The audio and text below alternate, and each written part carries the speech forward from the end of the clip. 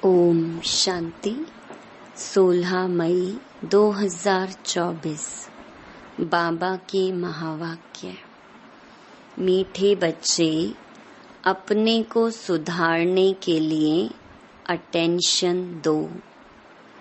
दैवी गुण धारण करो।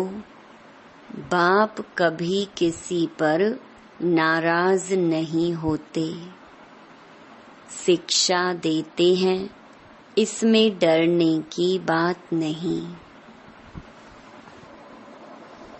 प्रश्न: बच्चों को कौन सी एक स्मृति रहे तो टाइम वेस्ट ना करें?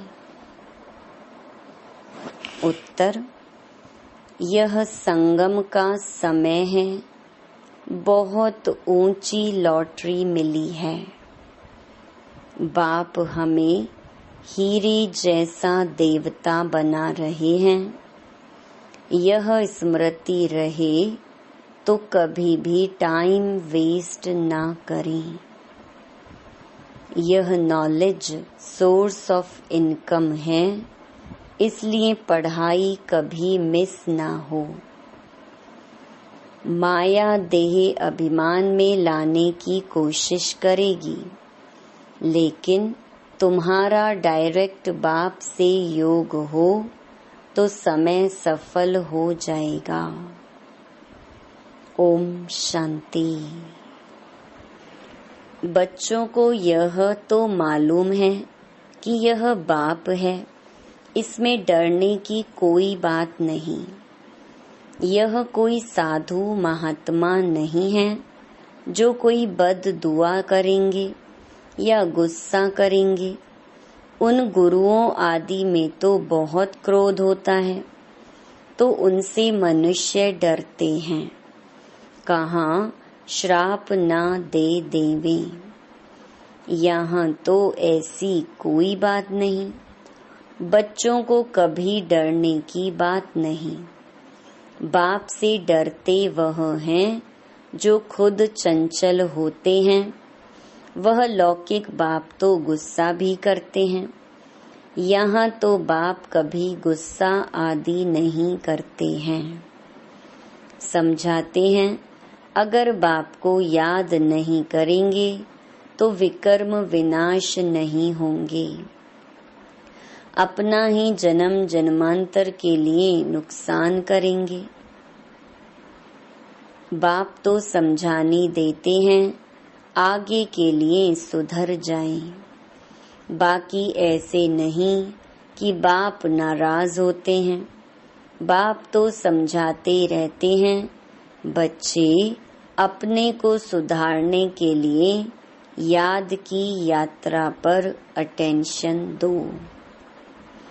साथ साथ चक्कर को बुद्धि में रखो, दैवी गुण धारण करो।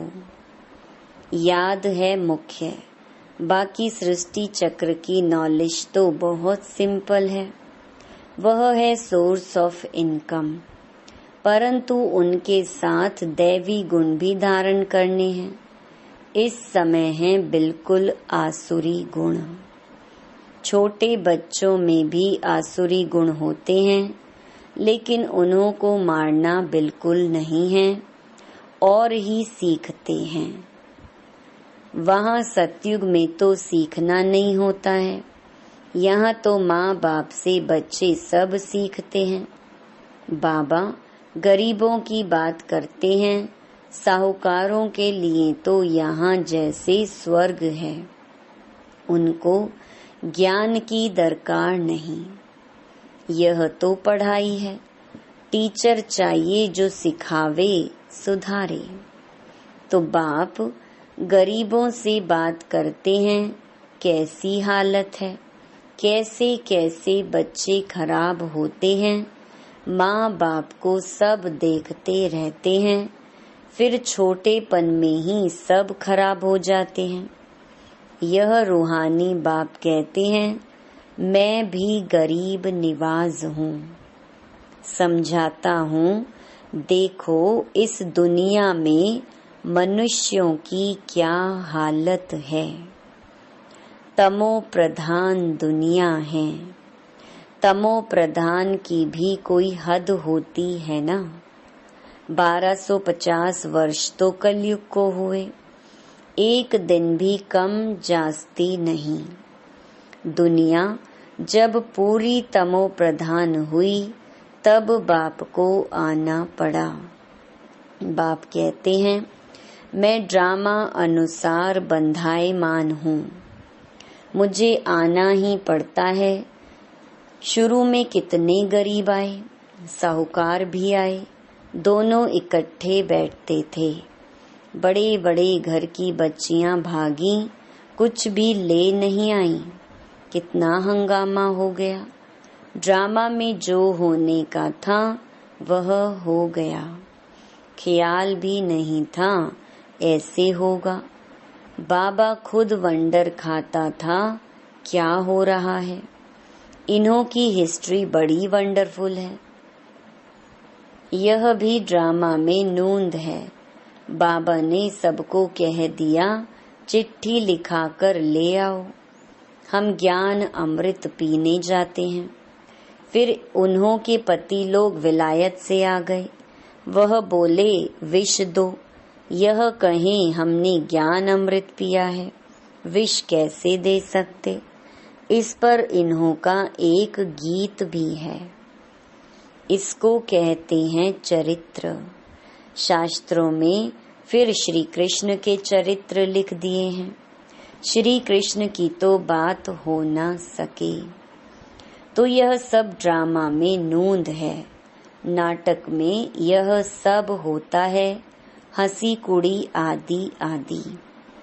यह तो दोनों बाप कहते हैं, हमने कुछ भी नहीं किया, यह तो ड्रामा का खेल चल रहा है।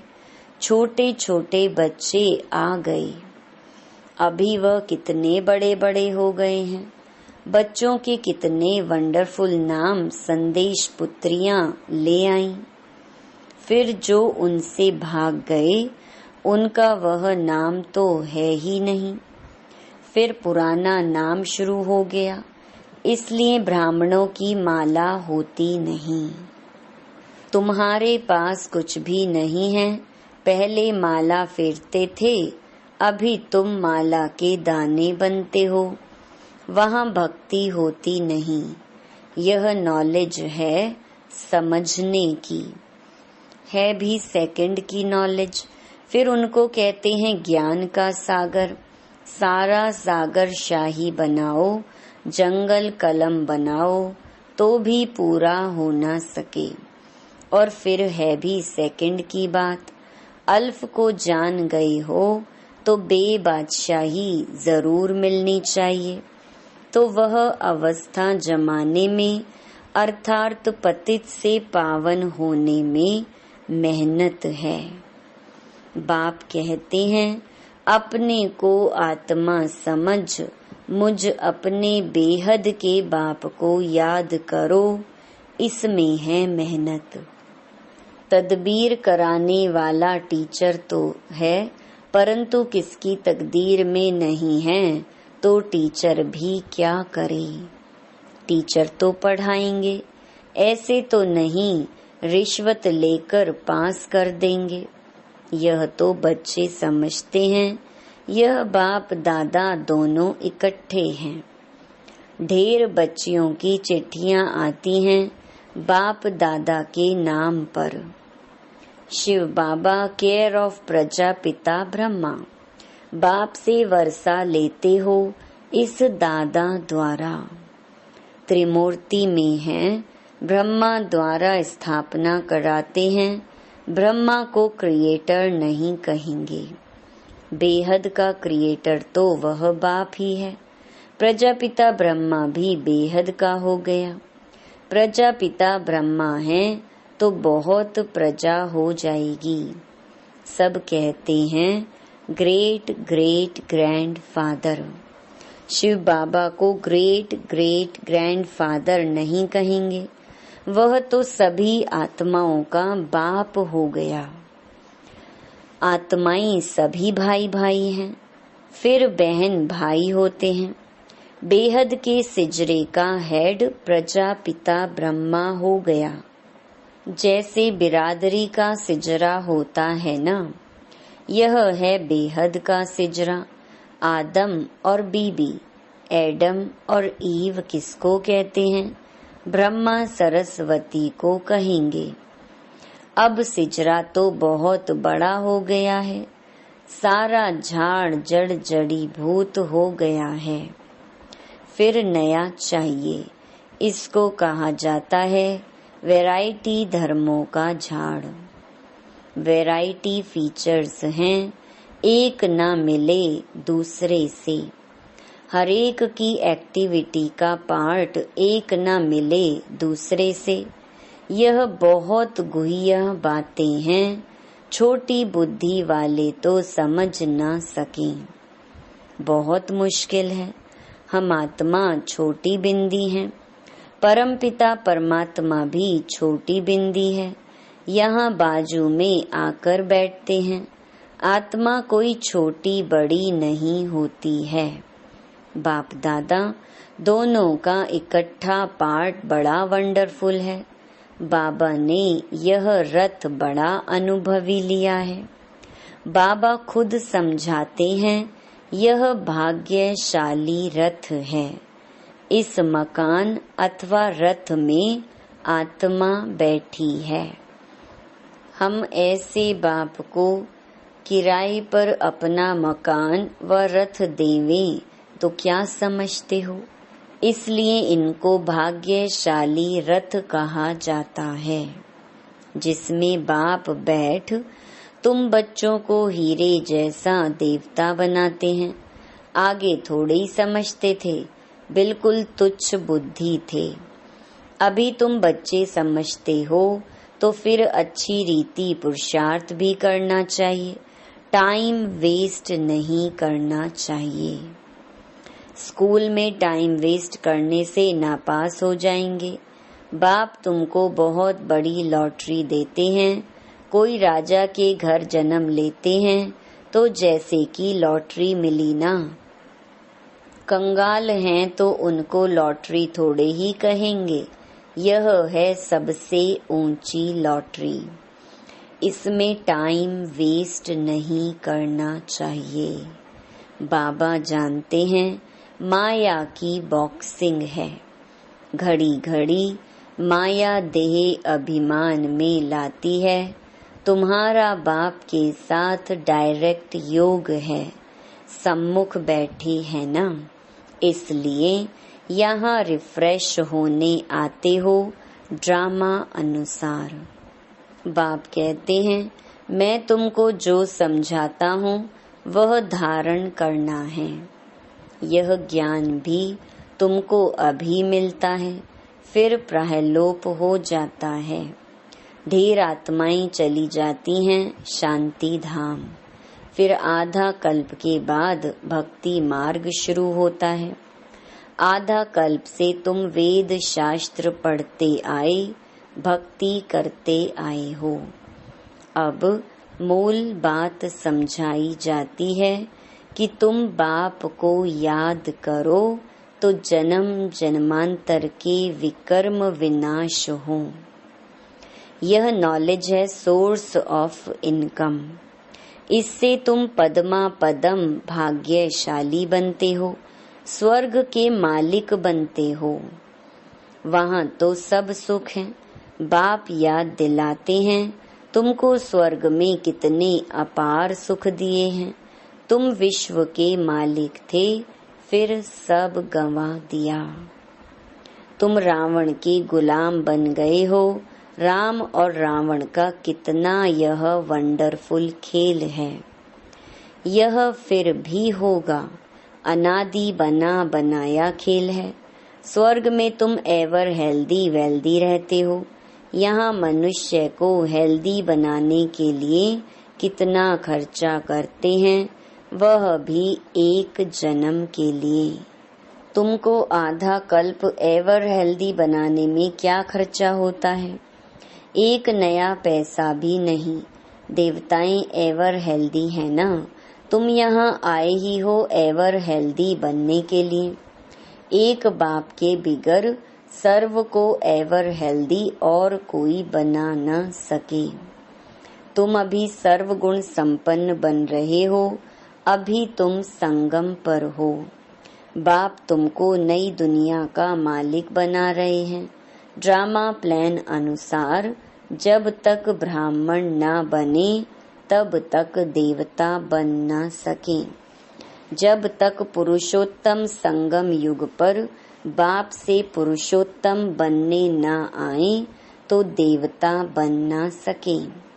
अच्छा, आज बाबा ने रूहानी ड्रिल भी सिखाई, नॉलेज भी सुनाई, बच्चों को सावधान भी किया। गफलत नहीं करो, उल्टा सुल्टा बोलो भी नहीं। शांति में रहो और बाप को याद करो। अच्छा, मीठे मीठे सिकिलधे बच्चों प्रति माता पिता बाप दादा का याद प्यार और गुड मॉर्निंग। रूहानी बाप की रूहानी बच्चों को नमस्ते। धारणा के लिए मुख्य सार। पहला, विकर्म विनाश कर स्वयं को सुधारने के लिए याद की यात्रा पर पूरा अटेंशन देना है। दैवी गुण धारण करने हैं। दूसरा, देवता बनने के लिए संगम युग पर पुरुषोत्तम बनने का पुरुषार्थ करना है। गफलत में अपना टाइम वेस्ट नहीं करना है। वरदान, ज्ञान के श्रेष्ठ खजानों को महादानी बन दान करने वाले मास्टर ज्ञान सागर भव। जैसे बाप ज्ञान का सागर है, ऐसे मास्टर ज्ञान सागर बन सदा औरों को ज्ञान दान देते रहो। ज्ञान का कितना श्रेष्ठ खजाना आप बच्चों के पास है। उसी खजाने से भरपूर बन याद के अनुभवों से औरों की सेवा करो। जो भी खजाने मिले हैं महादानी बन उनका दान करते रहो, क्योंकि यह खजाने जितना दान करेंगे उतना और भी बढ़ते जाएंगे। महादानी बनना अर्थात देना नहीं, बल्कि और भी भरना। स्लोगन, जीवन मुक्त के साथ देह से न्यारे विदेही बनना, यह है पुरुषार्थ की लास्ट स्टेज। मातेश्वरी जी के मधुर महावाक्य। गुप्त वेशधारी परमात्मा के आगे कन्याओं माताओं का संन्यास। अभी दुनियावी मनुष्यों को यह विचार तो आना चाहिए कि इन कन्याओं माताओं ने संन्यास क्यों लिया है। यह कोई हठ योग कर्म संन्यास नहीं है, परंतु बिल्कुल सहज योग, राज योग, कर्म योग संन्यास जरूर है। परमात्मा खुद आए जीते जी देह सहित देह के सभी कर्मेंद्रियों का मन से संन्यास कराता है, अर्थात 5 विकारों का संपूर्ण संन्यास करना जरूर है। परमात्मा आए कहता है, दे दान तो छूटे ग्रहण। अब माया का यह ग्रहण जो आधा कल्प से लगा हुआ है, इससे आत्मा काली पतित बन गई है। उनको फिर से पवित्र बनाना है। देखो, देवताओं की आत्माएं कितनी पवित्र और चमत्कारी हैं। जब सोल पवित्र है तो तन भी निरोगी पवित्र मिलता है। अब यह भी संन्यास तब हो सकता है जब पहले कुछ चीज मिलती है। गरीब का बालक साहूकार की गोद में जाता है तो जरूर कुछ देख गोद लेता है, परंतु साहूकार का बालक गरीब की गोद में नहीं जा सकता। तो यहाँ यह कोई अनाथ आश्रम नहीं है, यहाँ तो बड़े बड़े धनवान कुलवान माताएं कन्याएं हैं, जिन्हों को दुनियावी लोग अब भी चाहते हैं कि घर में वापस आ जाएं, परंतु इन्होंने क्या प्राप्त किया जो उस मायावी धन पदार्थ अर्थात सर्वंश संन्यास किया है। तो जरूर उनसे उन्हों को जास्ती सुख शांति की प्राप्ति हुई, तभी तो उस धन पदार्थ को ठोकर मार दी है। जैसे राजा गोपी चंद ने अथवा मीरा ने रानी पने का अथवा राजाई का संन्यास कर लिया। यह है ईश्वरीय अतीन्द्रिय अलौकिक सुख, जिसके आगे वो दुनियावी पदार्थ तुच्छ हैं। उन्हों को यह पता है कि इस मरजीवा बनने से हम जन्म जन्मांतर के लिए अमरपुरी की बादशाही प्राप्त कर रहे हैं, तब ही भविष्य बनाने का पुरुषार्थ कर रहे हैं। परमात्मा का बनना माना परमात्मा का हो जाना, सब कुछ उसको समर्पण कर देना, फिर वो रिटर्न में अविनाशी पद दे देता है। तो यह मनोकामना परमात्मा ही आकर इस संगम समय पूर्ण करता है, क्योंकि अपन जानते हैं कि विनाश ज्वाला में तन मन धन सहित सब भस्मीभूत हो ही जाएगा। तो क्यों ना परमात्मा अर्थ सफल करें। अब यह राज भी समझना है कि जब सब विनाश होना है तो हम भी लेकर क्या करें। हमको कोई सन्यासियों के मुहाफिक मंडलेश्वर के मुहाफिक यहाँ महल बनाए नहीं बैठना है, परंतु ईश्वर अर्थ बीज बोने से वहाँ भविष्य जन्म जन्मांतर इनका बन जाना है।